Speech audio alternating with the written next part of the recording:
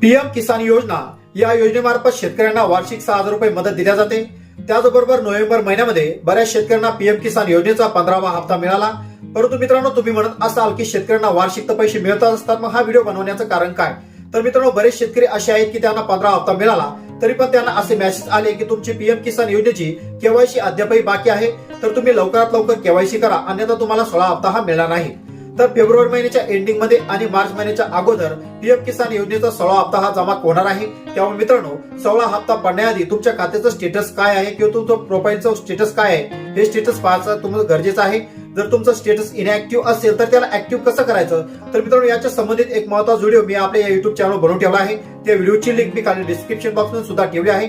त्या लिंकवर क्लिक करून तुमचं स्टेटस ऍक्टिव्ह आहे किंवा इनएक्टिव्ह आहे, जर इनएक्टिव्ह असेल तर ऍक्टिव्ह कसं करायचं याची माहिती मित्रांनो त्या व्हिडिओमध्ये मी ठेवली आहे। तो व्हिडिओ पाहून तुम्ही संपूर्ण प्रोसेस तुमच्या मोबाईलवर सुद्धा करू शकता। तर मित्रांनो, अशाच